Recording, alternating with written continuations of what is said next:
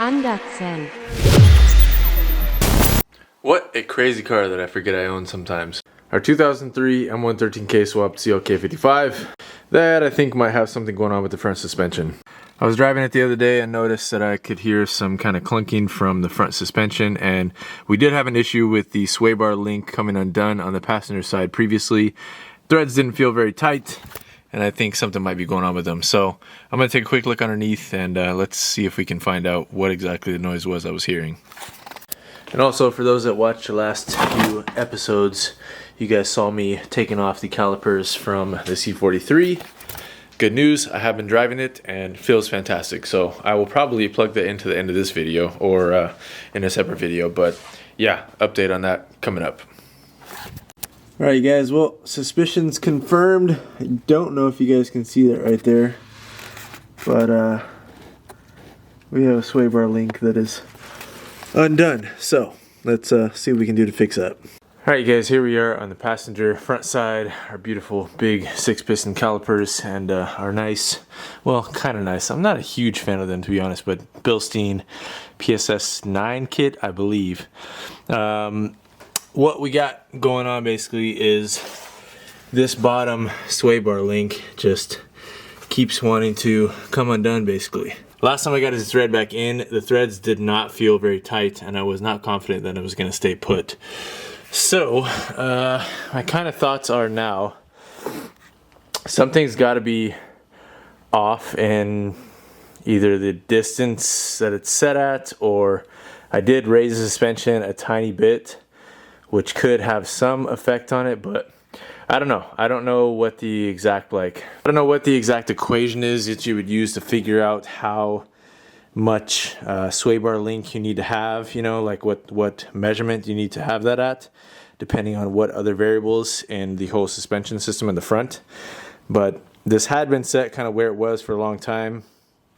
I did raise the springs a tiny bit, which on these is kind of annoying. You can't adjust the height of the shocks. That's what I wanted to do, was raise the car a little bit in the front, but you can't really do that. It just changes the spring rate. And with that, I don't know if that tiny bit of adjustment, if you guys can see basically where that dirt mark is, that's where these used to be set. And I've only raised them that much. I mean, maybe 1/4 of an inch. And that was enough to upset the geometry of the sway bar, I guess, or those threads maybe had been weak already over time, but I don't know. But this is my second time trying to do this, and I think that maybe that sway bar link is done for. I don't know if the threads are even there on the inside anymore to be able to stay put now. So see what I can do. I thought about, like, honestly just trying to JB weld that one, not JB weld, but some type of you know, epoxy steel weld stuff just for the time being and seeing if it holds. But I'll probably just need to order a new set of, I think these are white line end links, because they're the ones that have the gold ones. And they do make 2 different sets. There's one that are for short, like for lowered cars, and one that are for stock height. So this is obviously lowered, and who knows, maybe they didn't get the correct ones, or I'm not sure. I don't know how old they are, etc. So yeah. In reality, I would love to change out the whole suspension setup on this car. Again, the Bilsteins. I love Bilstein overall. Like Bilstein B8s and iBox spring combo or H&R spring combo is fantastic. And I'm sure there's other Bilstein coilovers that are better, but these are probably been on the car for a long time. They're probably a little bit worn out, and I just don't like that it's not adjustable. Like, it's basically just stuck at a really low ride height. And if you guys know me by now, I'm not one for having the car super low, and I'd rather have it at a height where I feel comfortable driving everywhere and I can push it hard and don't have to worry about, you know, smacking the bottom of the car on anything. So I'd love to throw, like I said, a BC's on this or something, yellow speeds, whatever I can, and swap this stuff out. But for the time being, we'll work with what we got. I just got to figure out what the proper way to determine sway bar link is and go for it.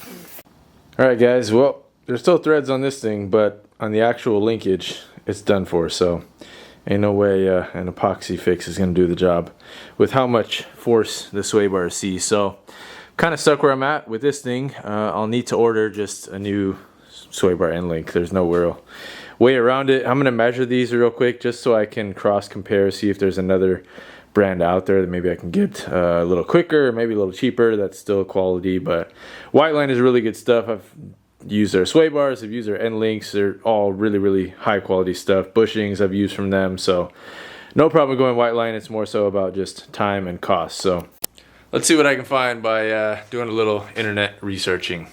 And that's it. I'll probably catch you guys in the morning for a quick little drive in the C43. All right, guys, and real quick, just to share the measurements for whatever good sake.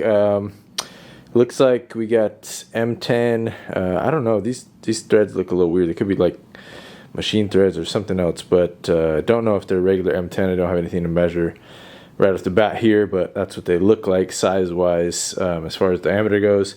And then the measurement for the sway bar is about 11¼ inches. So I am going to look for some steel ones. The ones that are on there are aluminum. I don't think they're Whiteline, to be honest, guys. They kind of look like some cheap random knockoffs. There's a part number on the actual joint for it, but I'm going to try to find some good ones. So begin the search for internet end links. All right, you guys, good morning. You hear the morning voice right now. Tired, but let's go for a ride. And I grabbed the wrong keys. This happens more than I like to admit. There we go. All right, let's go ahead and fire this thing up.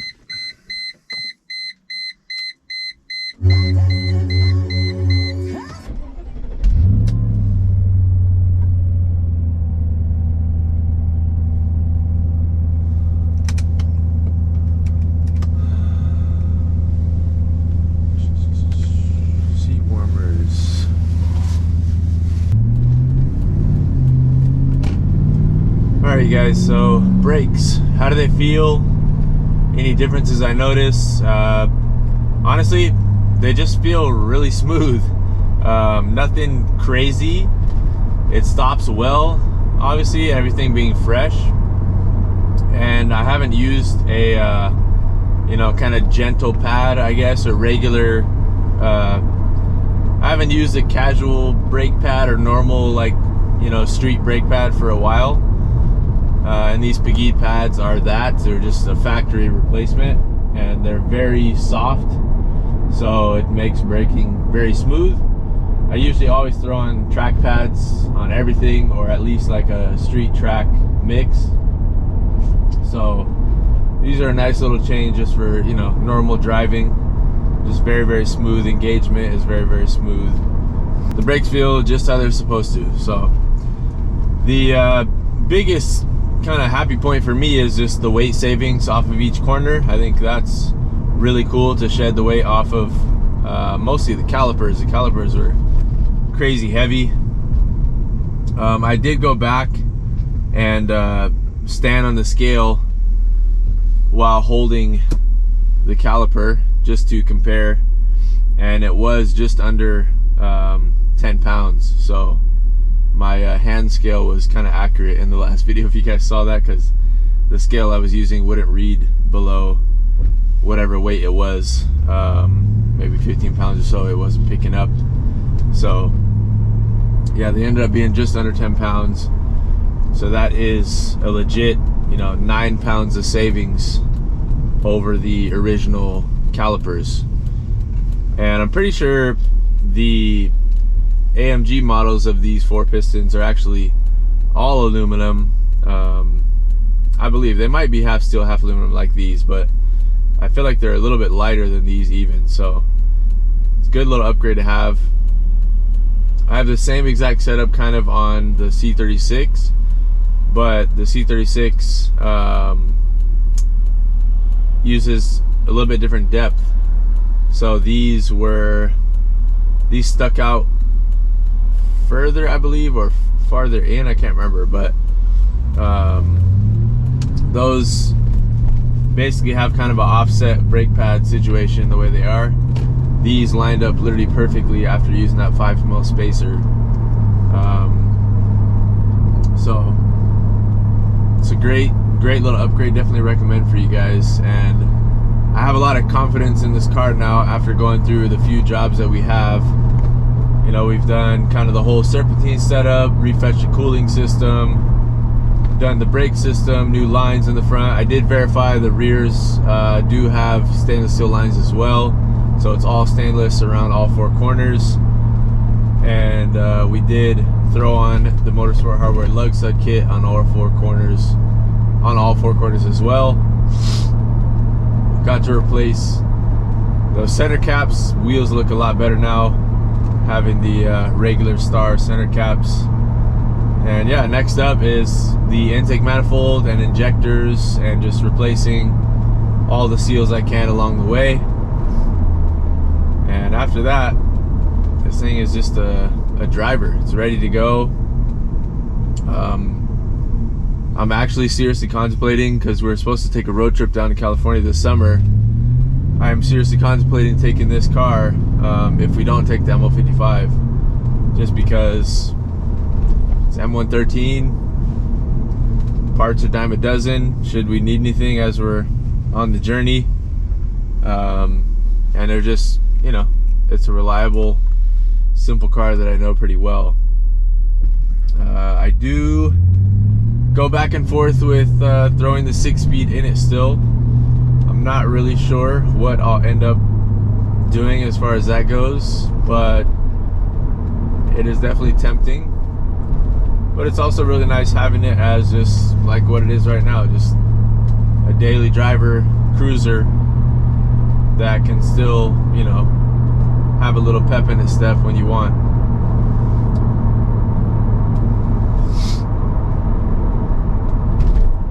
It also would be cool if I did keep it 722.6, is if we eventually, you know, put a 5.4 in it, or maybe do a top swap compressor on this. It'd be cool turning this motor into ME 2.8 and then putting the later style 722.6 controller in it, so that we could have some paddle shifting up here. It would take some modification obviously, but I do miss that in this car. Like having the 722.6 in a you know, sedan, I want to reach for the pedal for the clicks to shift down and shift up, but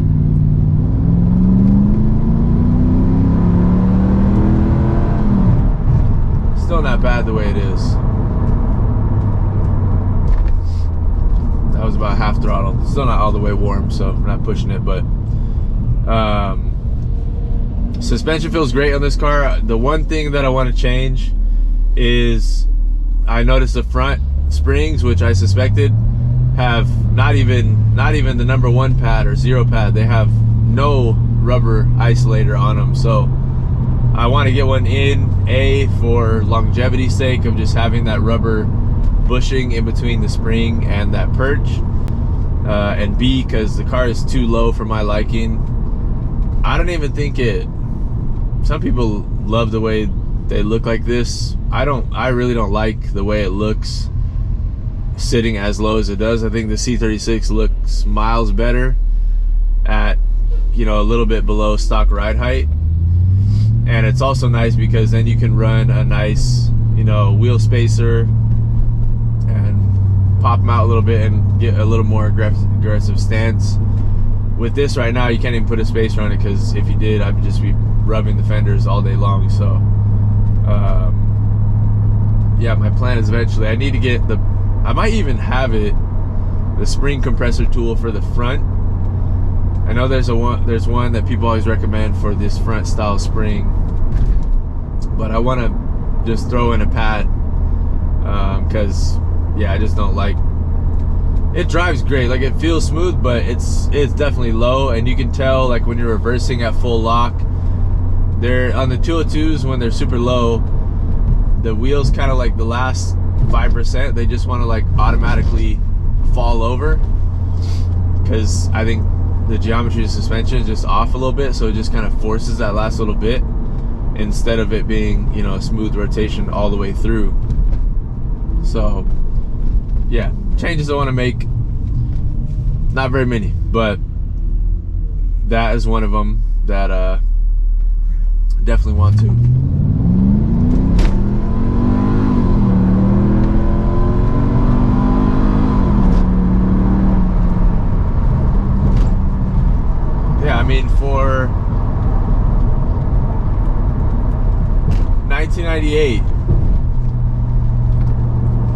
1998 sports sedan.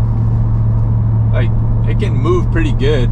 It's still a 300 horsepower car at the end of the day, in a pretty small chassis and decent weight, so it can scoot not bad. It's nothing like, you know, the C55 or CLK, but it's not a slouch either. So now that we've kind of fixed up everything, the last thing that I'm waiting on, guys, is doing the intake manifold. And once I do that, I will definitely prepare a C55 C36 comparison video for you guys, and that way we can kind of do the end all be all, which one feels faster, what do they feel like driving back to back, etc. But I think that'll go ahead and do it, guys. Yeah, we're staying busy. I'm trying to do my best. I got a lot going on, which I'm just not able to share with you guys yet, but I will as soon as I can. Alright guys, and just as I'm about to close out the video, I'll leave you guys on a cliffhanger. This BAS, ESP, and ABS light, if you guys have watched the last few videos, came on randomly one day when I was driving home. This is before the brake change, so it's nothing to do with the brake setup we put on. We're still using the factory sensors and all that stuff. But that light has been coming on, and it's definitely, like, it actually is a fault, because I tested it out trying to get the wheels to spin, and it'll just do wheel hop and it won't kick in ESP. So we just had ESP flashing right there when we did the pull, so we know it was working. My only thoughts is, I know that the accelerator pedal sensor or something like that is a little wonky, because when you throw it into park, it didn't do it right now actually, but normally after you drive it, when you throw it into park, it'll rev high, and then you have to pull back on the pedal for it to come back down. And once this fault happened, it did not do that anymore. So I kind of feel like it has something to do with that sensor. I don't know for sure, but we may have to bust out the 38 pin with the star DOS system to dive into this. So I'll leave you guys on that note. Probably what we will take a look at Friday. If you guys have any guesses, let me know.